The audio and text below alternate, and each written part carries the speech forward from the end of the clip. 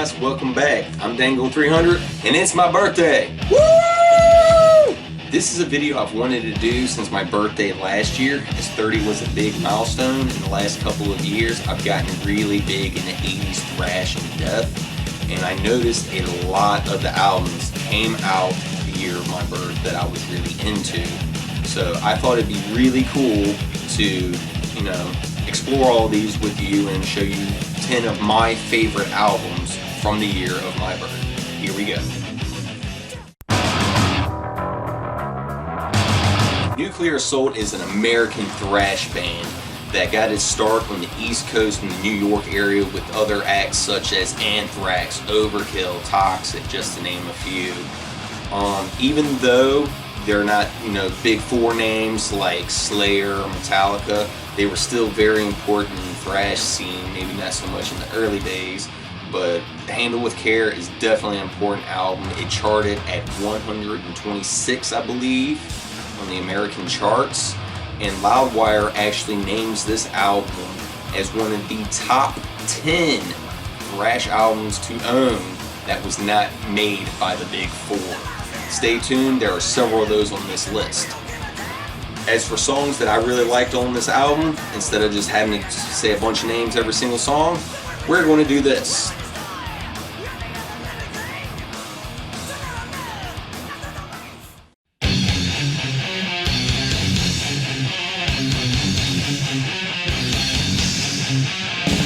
This was Morbid Angel's first studio album.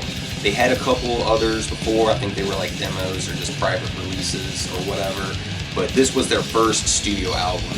And many people to this day still claim that Altars of Madness is one of the greatest death metal records of all time, as well as helping to define the death metal scene and style of music, and to help to differentiate death metal from other types of metal coming out in the 80s, such as thrash, speed, whatever. But it helped define the death metal sound, even though death metal had originally started years before with acts like, Death, Forbidden, and stuff like that. But this helped define the sound a few years later. And it's hardly surprising that Morbid Angel is an amazing death metal group, because it comes from Florida with other great death metal bands such as Death and Obituary.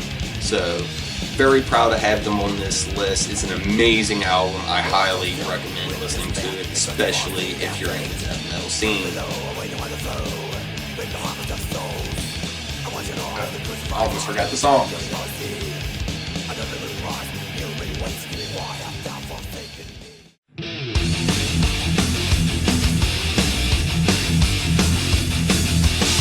Next up is the album Agent Orange by the band Sodom. For those of you that don't know, Sodom is part of the Teutonic Four, which is akin to the American Big Four thrash metal. Other acts that complete the Teutonic Four are Creator, Destruction, and Tankard. Agent Orange was highly inspired by the events of Vietnam and the actions that happened there during the war. From the actual notes of the record liner or the booklet or whatever you want to call it, I would like to read an excerpt from it right now that I have on my computer. This album is dedicated to all people, soldiers and civilians, who died by senseless aggressions of wars all over the world. Which was kind of really cool, because that was one of those wars. Out of all the albums on this top 10 list, this was the only one I could not find on Spotify. They do have some of the songs from the album on Greatest Hits album. I think it was, I can't remember what the album is called. It's like the best of 10 years or something. It was like their 10-year anniversary album, and it just had a best of all the songs that came out in 10 years. A few of the songs are on it. I actually had to go other places to find the actual album to listen to it online.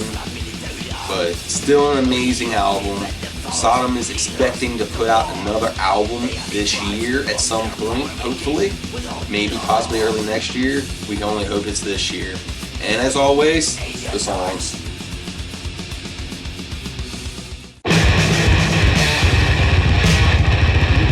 The next band up is Dark Angel, and the album they released in 1989 was entitled Leave Scars.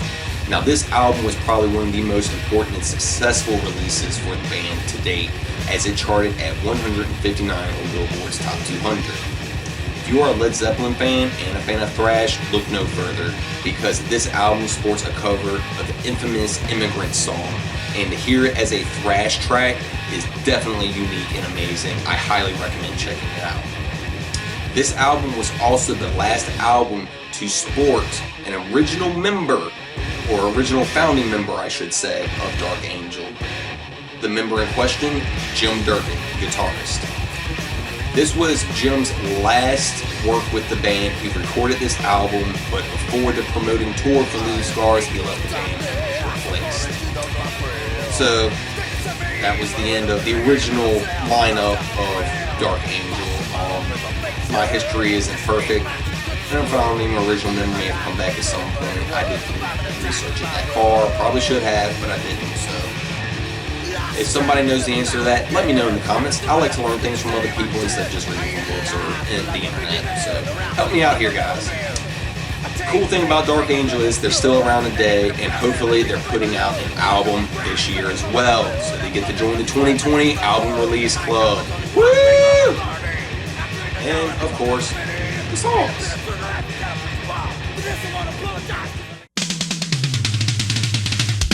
The only other death metal band on this list, Obituary. In 1999, Obituary released their first album, entitled Slowly We Rot. Morbid Angel also released Altars of Madness this year, and both of these albums were very, very important to the death metal scene. It helped define what the scene was and how the music differentiated from other metal acts of the 80s, such as thrash, speed, all that stuff. So both of them were very important, and oddly enough, both of them came from Florida along with the band Death. Obviously there's something in the water there for making death metal bands. As always, the songs.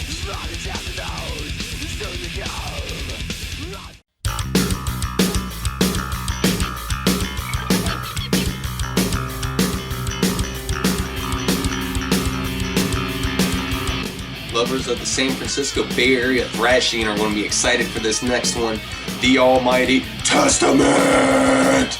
This was probably one of the most successful albums from this entire list, as it made it to number 77 on Billboard's Top 200. And even though this album sold over 450,000 units, the RIAA still refuses to recognize it as certified gold. Lame! Oddly enough, even though this album was so amazing, since the turn of the millennia, besides the title track, only 3 songs have been performed live. And the song you hear in the background now, Confusion Fusion, has never, ever been performed live, ever. So now it is getting its, however long this video is, minutes worth of fame. So, there you go, Confusion Fusion. You did it. Testament already released an album this year, and it joins the 2020 album club. The album is called Titans of Creation, and I definitely suggest you go out, pick it up, support the band, listen to it, however you want to do it. If you're a fan of Testament, you should already be on top of this. Everybody else, become fans of Testament. As always, the songs.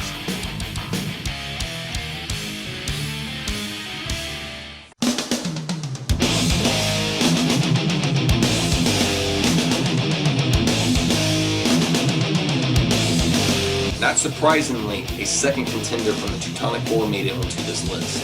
The album Extreme Aggression by the band Creator, released in June of 1989 after a couple of setbacks. The first setback being was, I can't remember if it was the label or the band, but the first recording was done in Germany and somebody wasn't happy with the sound. So they decided we're going to re-record this again in Los Angeles, California.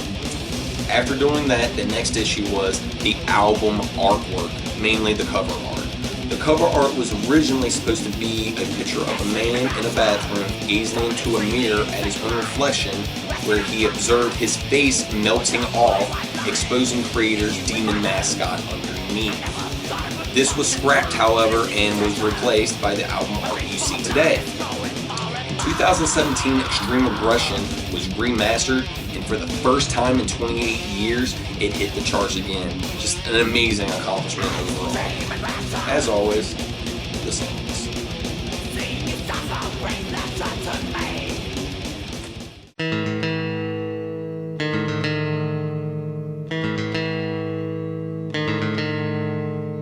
We're down to the last three. With yet another debut album on this list, the Canadian thrash metal band Annihilator hit the ground running with their album Alice in Hell. Now, this was a very, very good album as well, regarded by many others besides myself. Loudwire actually named it as one of their top 10 thrash albums of all time not made by the Big Four. Just last year in 2019, for the 30th anniversary, as part of the DLC package for the video game Rocksmith, the title track Alice in Hell was actually released for the game. That's just a really cool way to celebrate a 30th anniversary, especially of your debut album. They have already released a new album this year called, what was it called? It was called Ballistic Sadistic. I haven't checked it out yet. I actually just heard about it a couple days ago because I've just been working all this, and I've been in the 80s. I haven't been in 2020 too much. So this is a 2020 album I haven't checked out yet, but if it's like any other Annihilator I've heard, I know I'm gonna love it. So they got a new album to check out, and as always, song time.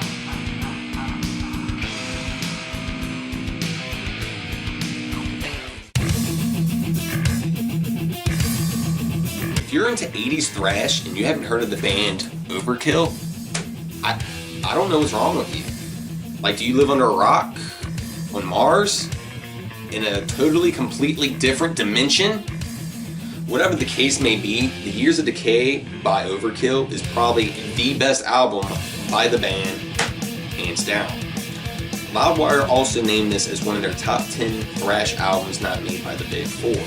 In 2014, Revolver Magazine named this as one of the top 14 thrash metal albums to own, period.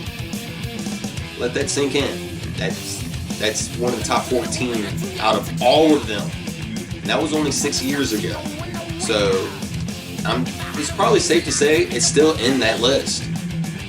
No matter the case, it's an amazing album. Unfortunately, however, only one song was never ever played live, and that was the song Nothing to Die For. Now, here come the songs as normal, but as you may realize, all the songs are on it. It's that good.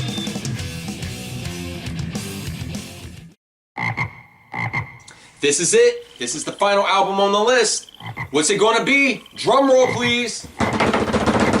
Coming in at number 1 on my list of favorite albums,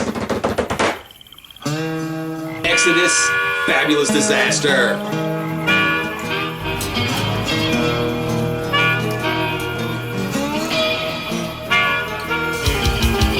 The only reason this album is at number 1 instead of Overkill's The Years of Decay is mainly for my love and respect of the play styles of Gary Holt and Tom Hunting. Had it not been for this simple factor, Overkill probably would have came in at number 1, or there would have been a two-way tie. I'm just a big Exodus fan. We're not going to argue about that. Now, the tour for Fabulous Disaster did lead to Exodus's first live album, Good Friendly Violent Fun, even though it wouldn't come out for another 2 years. In recent news that's exciting, Exodus has returned to the touring scene as Gary Holt has returned from playing with Slayer for the last several years since the passing of Jeff Hanneman. Unfortunately, however, during the European tour earlier this year, Gary Holt did get COVID-19 and has kind of put a halt to the whole creation process for them. Well, I won't say put a halt on it, but it did kind of delay things as COVID-19 has delayed the entire world. Gary Holt has confirmed he is in good health, he is recovering, or has already recovered, I believe, actually. Who knows, actually, because we don't know that much about COVID-19, apparently. In any case, he seems to be in good health, good spirits, and he is working on a new album as we speak. Hopefully it'll be out later this year. I know Exodus fans everywhere, including me, are excited for this. As always, my favorite songs on the album. So there it is, guys, my personal top 10 albums of the year 1989, which is also my birthday year.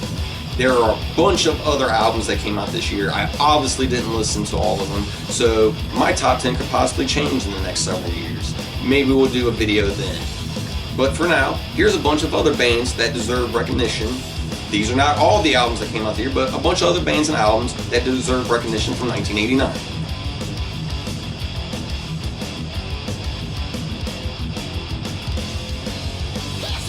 So what did you think of this video? Which amongst these albums were some of your favorites? What are your favorite albums from your birth year? Tell me in the comments below. I'm Dangle300, and I'm off to eat some cake and ice cream. Have a great day, everyone.